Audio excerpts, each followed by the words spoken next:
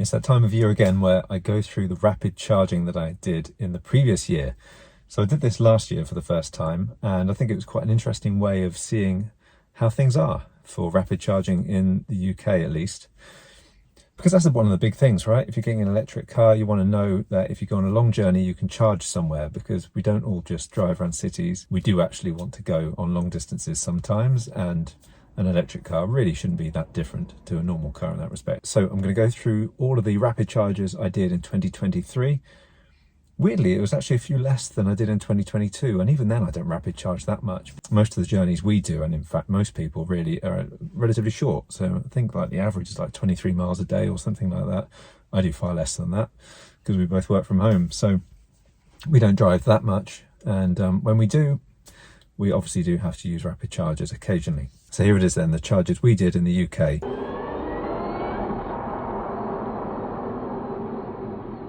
So 12th of March, I went to MFG in Surrey Road. This is Canterbury. This is my nearest hub.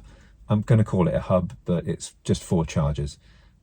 Maybe a hub should be just 6, right? 6 or more. I don't know. Anyway, let's call it a hub for now. We'll take whatever we can get. So I went there in the Nissan Leaf, really just to test it out. So I only charged for a few minutes, actually. Took a picture of me grinning like an idiot as always, and then buggered off. But it worked absolutely fine. I used the Octopus Electroverse card, which I'm going to talk about a little bit later as well. I used that to start it, although you can use a normal bank card, as is the case for most of these chargers I used. And it worked absolutely fine. On the 1st of April 2023, this was at Shell in Dover. There's the charger. It's a tritium one. You start to get quite geeky when you drive electric cars, and you know which chargers tend to be good. Tritium tend to be very good. I took my daughter to a piano lesson, and I just decided I just got the Renault Megane, I think a few days prior to that. So I wanted to test charging on it, rapid charging. So I went there. I'm just going to charge here for like 20 minutes or something and then go back. I filmed some video here, quite a lot of video in fact, and I never used it for anything. So my hard drives are absolutely full of content that I never bother using. So that's the other good thing about this video for me, is I get to use some old footage. So I charged for 19 minutes. It was fine. It was, you know, quite cold temperature, so it wasn't like the charge speed wasn't great. So that's not very low, so I'm not expecting this to go too fast, but we'll see. That didn't stay up for very long, did it? So you might be wondering why I'm only getting 57 kilowatts, when in theory this should charge at 129 kilowatts. I believe that's right.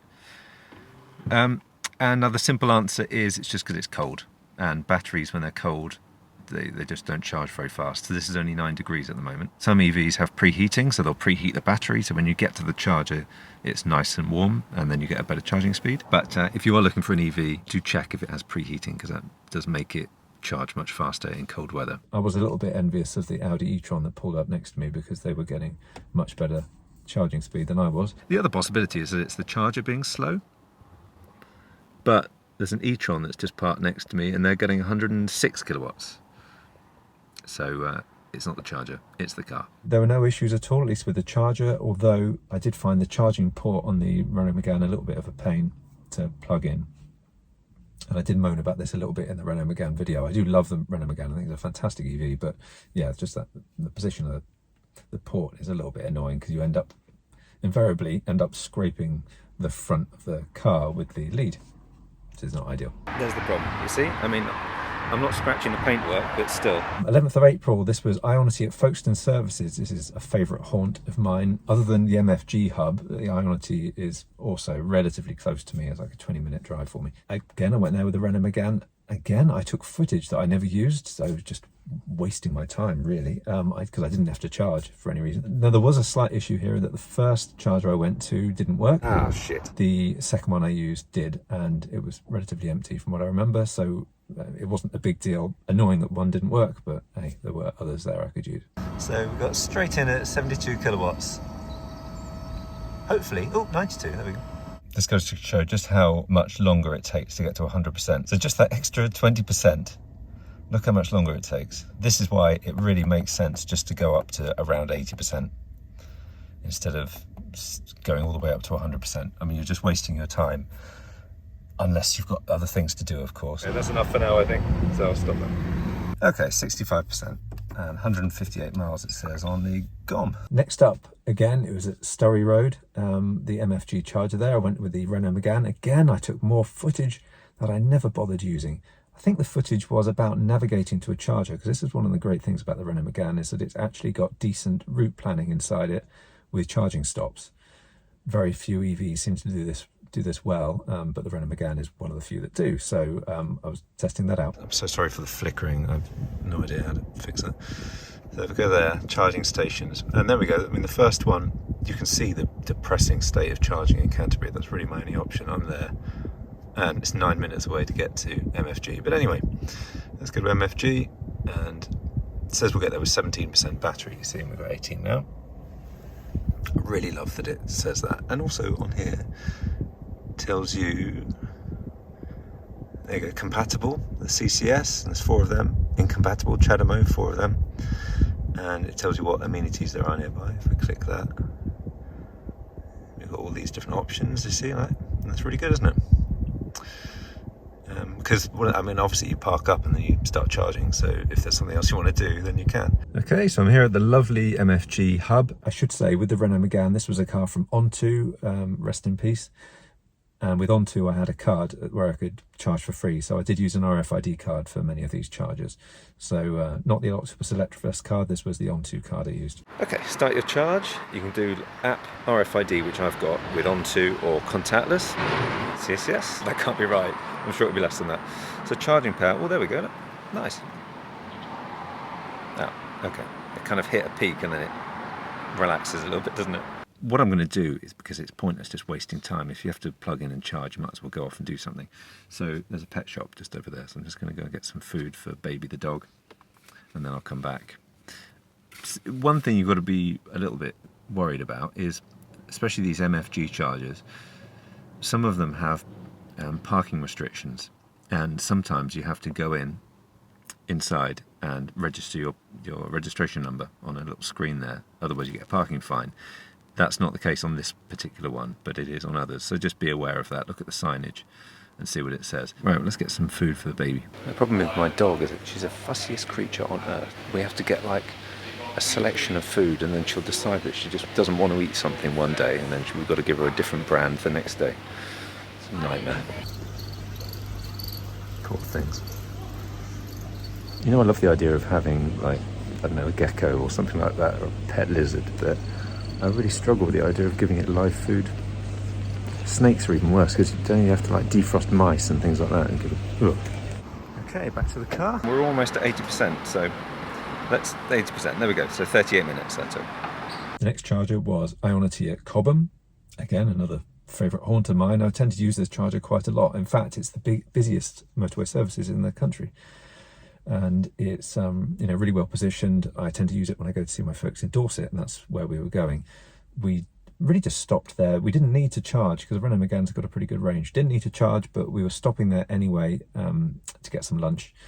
So we plugged in at the time, and it was absolutely fine. You can use a bank card with all the other chargers I mentioned. IONITY is annoying in that most of the time you can't. You can either scan a QR code and pay using a web app kind of thing. You can use the IONITY app, but neither of those are very good options. Please just don't do it. Just get yourself an RFID card. The Octopus Electroverse one, I keep talking about it, sorry, but it is good. That one is really good, but really any other RFID works fine with IONITY. They're signed up to all of the networks, so just do that. Please don't rely on paying when you get there. That said, Cobham, they've upgraded it now just before Christmas, which is brilliant timing, because just before Christmas they added loads more chargers. I think they added 12, which brings the total to 18, I think, and I believe they're putting in another couple soon as well. So that's fantastic. There used to be a lot of queues at Cobham, and that's not the case anymore, thankfully. There are still queues because it's the busy services, but you're less likely to have to wait for very long because the turnover is going to be pretty good. The churn rate, I think it's called the churn rate. If I keep looking down, it's because I'm looking at my spreadsheet, which I printed far too small and I need glasses. So we did a nice top up at Cobham while we were eating lunch, parked next to an Ioniq 5. My wife teased me about that. Look, there's a nice grey Ioniq. It looks posh and nice, yeah, doesn't it? Yes, thank you, darling. Don't rub it in. One of these days I'll make a video and I won't mention the IONITY 5. Right, okay, so the next one I did have an issue, just to break the tedium a little bit of all these working chargers. At Saxon Square car park in Christchurch, which is a town where we used to live, there's an old charger in a multi-storey car park and it's operated by a company called Pear. I thought I'd give it a go and it didn't work. So the girls are playing adventure golf. I just thought I would use the charger that is at the multi-storey car park that we're at. Might as well. So let's plug it in. Okay, and now here's the on-to card. Error 302, what does that mean? On the phone they didn't think there was anything wrong with the charger, but it's not working on either using the RFID card or contactless or an app, so I think it's probably dead. This is the only time I've charged with Pear, and I think generally they're okay, but this was quite an old charger and it's historically had lots of issues, so that's a bit of a shame. But I was kind of not expecting too much from it anyway. Looking at the comments on ZapMap, it did look like people have had a lot of issues there. So I suppose you could argue if you're making a kind of a detour and going somewhere to charge, it is worth looking at ZapMap. Do look at the comments just to see if there's a good chance that it'll work or not. So it's a shame. That's my only experience with Pear. Perhaps they're much better normally. On the way back from Dorset, we stopped at an Osprey charger because we were going to go to a pub. We met up with my brother. And there's my brother. RFID. What's this?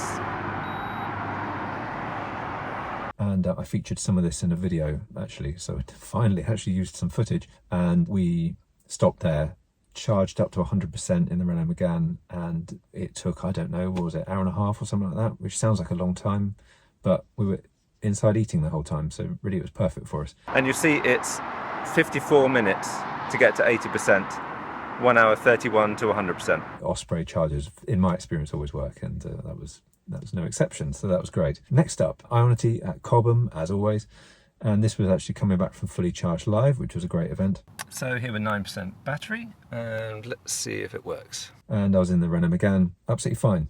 With an EV, you do turn into a bit of a sado sometimes looking at the charge speed. And the thing is, I'm not going to be just waiting around, I'm actually going to go inside and get something to eat. So 30 minutes, that's good enough for me.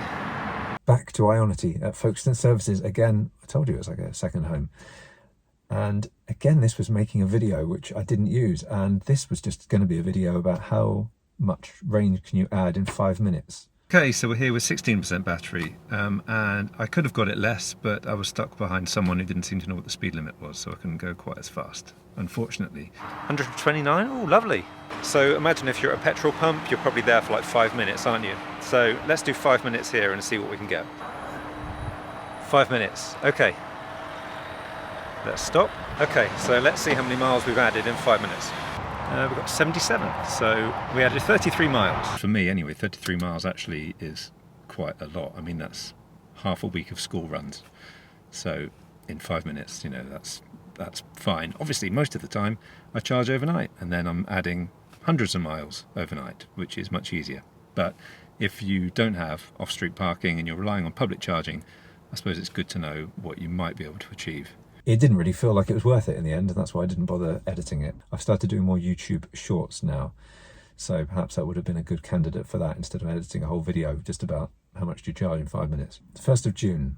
Remember June? It was nice and sunny back then, right? This was an Osprey charger at Singleton barn in Ashford. It was relatively recently installed, I think. I went for a pub lunch with my daughter when I was in the area and thought, why not charge there? So I did, and charged up to 100%, which took 1 hour 13 minutes. Again, it's fine because I was eating inside. Came out and it had finished charging, so that's great. Nothing to report there. Perfect, you know, all good, as Ospreys generally are. Folkestone Services, IONITY again in the Renault Megane. I was making a video, which I did actually use finally. So this was going from 10% to 80%. When manufacturers quote a charging time of an EV, generally they use 10 to 80%. So that's a good test. So I wanted to test how it was in good weather, going from 10 to 80%. So watch that video if you haven't already. There we go, 80%. Just on that point of the whole 10 to 80% thing, I've noticed some manufacturers, a bit cheeky actually, some manufacturers are starting to change that a little bit. So they're now saying 15 to 80%, which is a bit naughty, because obviously that brings the charging time down, doesn't it, if you say that. But really they should all just choose 10 to 80%, because at least then it's a level playing field. But hey, That said, generally I reach a charger with 15% more than 10%. So you could argue 15 to 80% is actually a better metric. This one is very exciting. Exciting for me as a charger geek. It's a rare day when I'm actually going on a long journey, and I'm in the Peugeot E208 with its 203 miles of range at 100%. That's what it's telling me. But I've got a 150-mile journey to a pub called the Paisley Pear. The Paisley Pear is an Osprey hub, or it's a pub and also a hotel, but it's also got an Osprey hub there. And it's quite a special hub as well. And it's been there for a while, but this is the first time I've been there or to any of the other Osprey hubs that have something called Chem-Power chargers. And Chem-Power chargers, they've got very, very distinctive chargers. They look kind of squid-like almost. They've got these arching, springy-looking wires that come out. So we'll see how easy this is, because like with IONITY plugs, as I've said, it's like wrestling an anaconda. So let's do that. And bear in mind I've got a bad back at the moment, so we'll see how good this is. It worked brilliantly, although actually the Onto card that I had, because I was driving the Peugeot E208 at the time, and the Onto card didn't work. Oh, really, you bastard. But that was Onto's fault for not enabling the card for me. So I'm going to do it with the Octopus Electroverse. The wonderful thing about these Chem-Power screens is it's really clear what's going on. So I was started at 15%, now it's at 16. It tells me how much I'm paying, which should have been free with Shell, of course. And let's see, it should get almost full speed actually. And you can scan that QR code if you want to see what's going on the mobile. There are so many advantages to these chargers, it's crazy. But first of all, the big thing is that these chargers have power sharing. These are called Chem-Power satellite chargers, and actually all of the gubbins that does all of the clever stuff, all the power management stuff, is all hidden away in a cabinet over there. There are obviously power constraints wherever companies want to put chargers. They only have a certain amount of grid capacity they can use. What's good about these Chem-Power chargers is that they intelligently spread that capacity across the whole site. So you'll never get a situation where loads of EVs go in and they'll all charge at full speed the moment they get there, because it just doesn't work like that. And of course different EVs charge at different rates. This one only charges at 100 kilowatts maximum, so that means that there's 80 kilowatts left of capacity on this charger. Since it says 180 kilowatts, I'm using 100, or a bit less in fact, so that leaves 80 that it can then give to the other chargers all along the site. So we've got 8 satellite chargers here. How fast a car can charge is also dependent on the battery percentage. So let's say you get here with 0%, if you're really going to be a chancer. If you get here with 0%, then you'll get full speed probably. But if you get here with, I don't know, 60% or something like that, you're not going to get full speed. So you don't want 180 kilowatts of grid capacity used up for each charger, because it just makes no sense. These Chem-Power chargers intelligently spread that around the site in 25 kilowatt increments. So each power module is 25 kilowatts, and it will assign that 25 that's spare to another satellite charger, or several. It just keeps doing it all the time, dynamically making sure that the site is using the grid capacity in the best way, and ensuring that all the cars charge at their theoretical maximum as well. So it's great if you're a driver, because you should know that when you get here you're going to get the full capacity, and you're not going to have any grid constraints. It's also great for Osprey in this case, because the more power everyone can use, the more money they're getting, of course. So imagine you've got 6 IONITY chargers. They're all 350 kilowatts. Let's say I rock in with my Peugeot 208. I'm only going to charge, best case scenario, I'm only going to charge at 100 kilowatts. So that's 250 kilowatts just sat there, wasted. It's wasted grid capacity. So if you see Chem-Power chargers, they're really, really clever, and you generally see more of them in one place because it's an intelligent use of the power that's available. And it was all good. And so I charged up to 100% again while I was eating, because it's so convenient when you're charging a car and you're doing something else. So driving back from my meeting in Bicester, I stopped at IONITY Cobham again. It's the usual IONITY wait. It was just a top up to make it home, and I was queuing at this point actually, because again, as I said before, IONITY Cobham can be a bit of a nightmare. It was at the time, it shouldn't be now, because they've got so many more chargers. I think I'm the only person queuing actually. Someone has just left and someone's just gone in.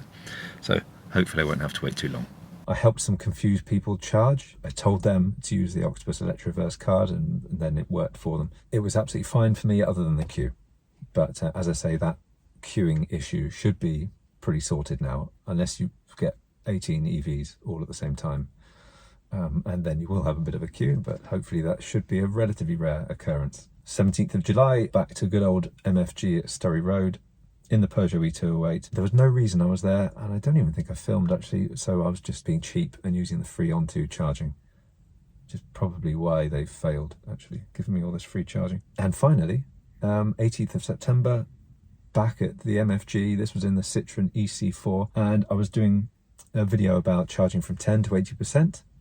And if you want to see that video, then click the link. And actually this is notable this time because someone verbally threatened me and actually almost tried, well in fact they did try to drive into me in the car because they were very angry. They thought I was filming them. Just got a lot of abuse from someone who was convinced I was taking pictures of them.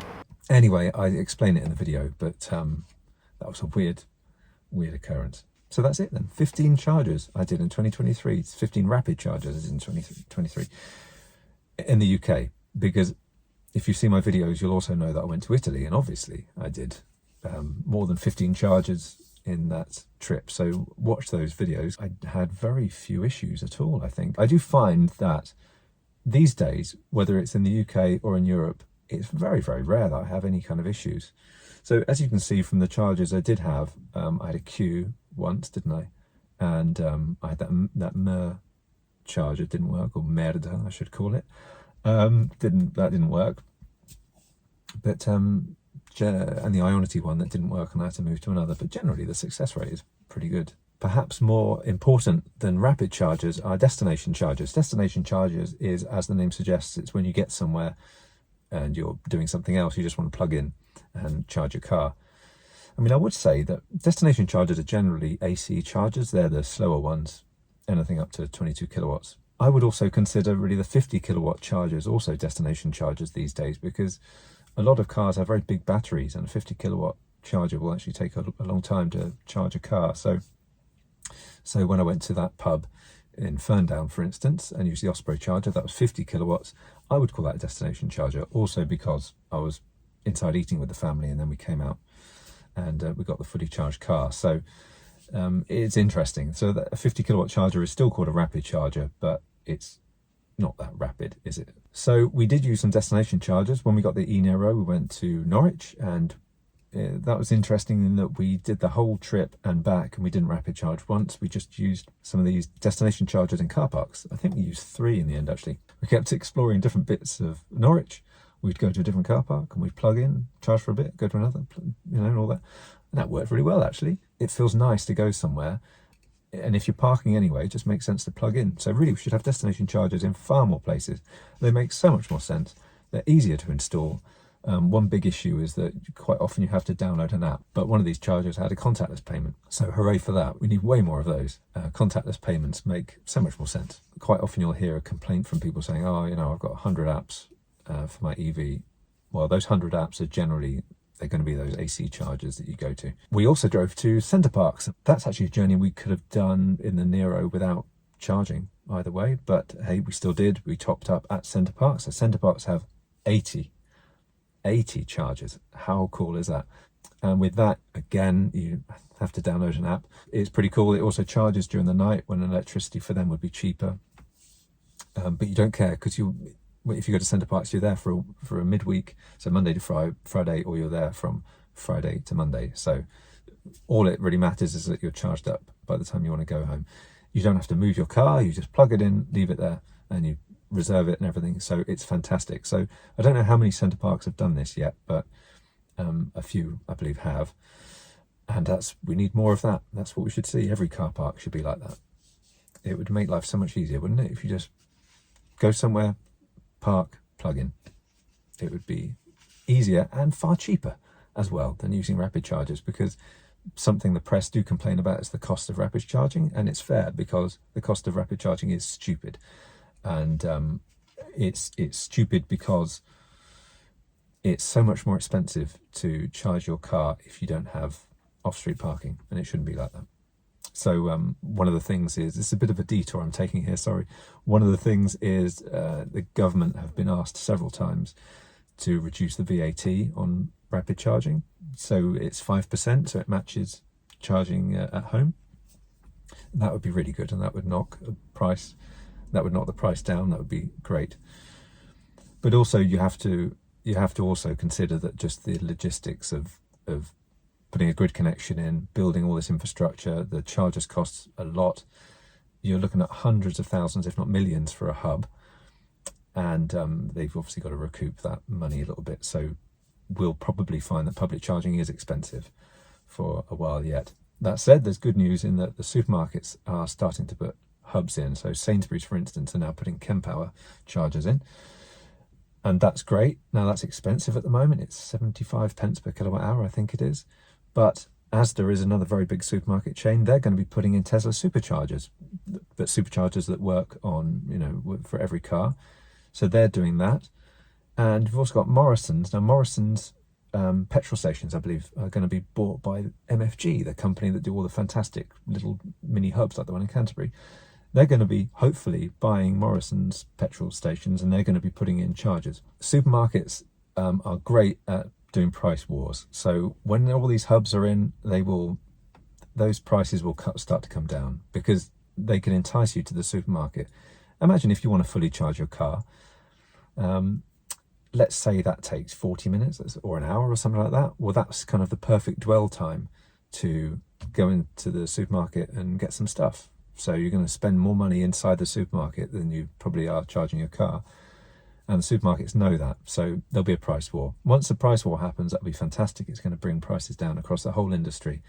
So you companies like Gridserve that charge 79 pence per kilowatt hour, I think it is, and Osprey, whatever they charge these days, I can't remember. But all these companies, at Instavolt, really expensive. All these companies will have to bring their prices down to stay competitive. So that's great for the consumer. Talking of Gridserve, I just got back from their new electric forecourt in Gatwick. And that was an amazing place. So you've got 22 350 kilowatt chargers, I think it is. You've got, I think it's 4 AC chargers at 22 kilowatts. And you've also got some Tesla superchargers there, 4 of them. So you've got all of this underneath a beautiful new building that's got kind of lounge, business lounge areas upstairs. You've got, for meetings and things. You've got a Costa coffee. You've got a nice view of planes if you want to see planes taken off. They do car EV leases and test drives. So they've also got a store, they were very excited about this, and it's odd. They've got a store with all the kind of usual stuff you would get at a fuel station. Snacks and sandwiches and whatever else. De-icer of your car, things. But you scan your card, your debit card or whatever, your credit card, to access it. You pick stuff up and then walk out with it. And then it charges you automatically. It's amazing. You'll see that there are no tills in this shop, apart from me. So you just get your product and then walk out the shop, and then apparently it will charge you. Here goes, we're just going to walk out. And there we go. It feels very odd, doesn't feel right at all. Futuristic, and perhaps that's the way things will go. But that was very cool. So Gridserve at Gatwick. This is their 3rd electric forecourt. First one was Braintree, which I've been to a couple of times. They've got another one in Norwich. They're building one in Stevenage, and they've got a few others in planning as well. But interestingly, they said that there were going to be 100 of these electric forecourts by 2025. And it's 2024, and there's 3. So anyway.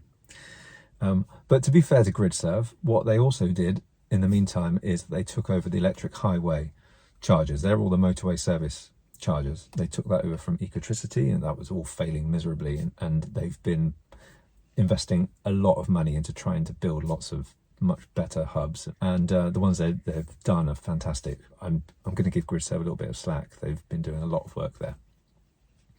But still, these electric forecourts are great, and it's just nice being able to charge your car under a canopy, because so often electric car drivers are used to getting soaked in bad weather. So going back to my experience with charging then, Mer really is the only real disappointment. But as I say, that was a crappy old charger that's been there for ages. They probably just need to take it out, because, I mean, whenever a charger like that is so bad, so consistently bad based on the ZapMap comment, they should just get rid of it. it just does more harm than good. And talking about broken chargers then, so I've got some tips. You might look at this video and think, well, I'm quite lucky, maybe your experience is not as good. Well, it's managed luck, really, because I've been driving EVs for a while and I know what to do and what to avoid. So these are some tips. If you drive off without planning, then you might have a problem. It might be that your car can navigate. I mean, if you've got a Tesla, then that's obviously easier. Polestar 2, Volvo, Renault Megane, all these cars are very good at navigating somewhere and telling you where to charge, but a lot of other EVs aren't so good. So if you think that you can just get in your EV and then drive from here to Edinburgh or something like that, then perhaps you'll find that when you do stop at motorway services, perhaps there's not a hub there yet that you can use, and it might be slow charging or whatever else. So we're not quite there yet, and that's where we have to be. We have to be that you can just get in your car and go somewhere, and you'll know that every fuel station has a charger and every motorway services has loads of chargers. So that's kind of the goal, isn't it? So the government have missed their target there. Surprise, surprise. Let's hope with the change of government, things improve a little bit there. One of the biggest things, and one of the reasons I do have so much luck, I suppose, is that I just avoid certain networks. The best networks are, in my experience anyway, Osprey, Instavolt, MFG, or MFG ePower, I think is probably their full name. Fastnet are fantastic. We don't have enough of them in this country, but Fastnet are really good.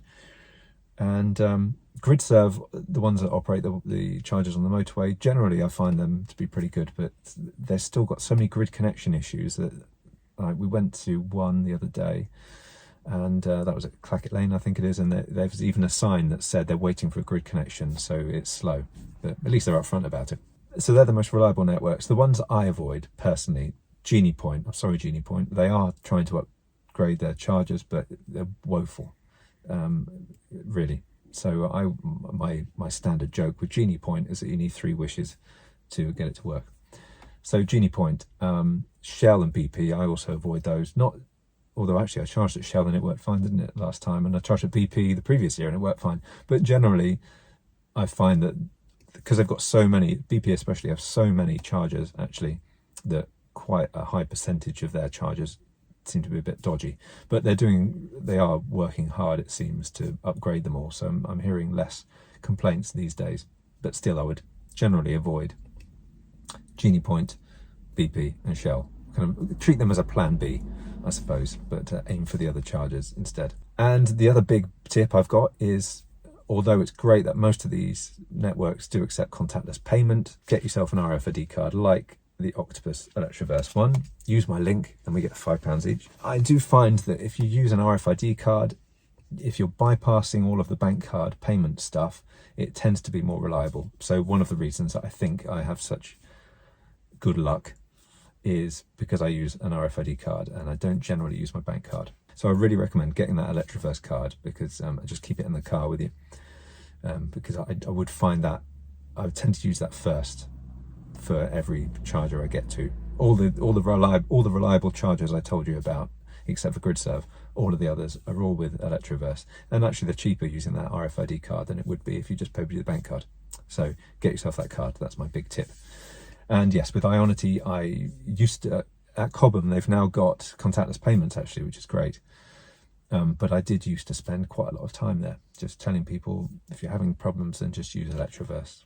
There's an app or an RFID card, either way it works fine. I would highly recommend getting that. I think it's really good to see how things are improving. Tell me what your experience has been like. Has it been as good as mine or better? So the things I'm really looking forward to this year is in the supermarket space, seeing far more hubs, because they're so visible. I mean, a lot of us tend to go to a supermarket anyway. So if you know that you can charge there, well, that's fantastic for people that can't charge at home. So that's going to be great to see. Motorway services need to be upgraded, and that's a priority. And I want to see more destination chargers. I want to see people in flats, and terraced houses with no off-street parking, all the rest of it. There should be far more slow chargers for people that can't charge at home. That's got to be a priority. That's the low-hanging fruit, I would say, because they're cheap to install and they would solve so many issues. So that's what I want to be able to see. But as I said, this was about rapid charging. So supermarket hubs, more on the motorway, and I think we will see that this year. And a lot of the charging networks actually double the amount of chargers they installed last year and are set to do the same this year. So I think it's going to be a good year. So tell me what you think, and hopefully this time next year I'll be sat in a slightly less cold car and I'll have nothing but good news about all the different chargers I've been to and charged at. So I look forward to hearing your thoughts, and thank you very much for watching. Please press the subscribe button and the bell icon to be notified of other videos, and I'll be back very soon. Bye for now.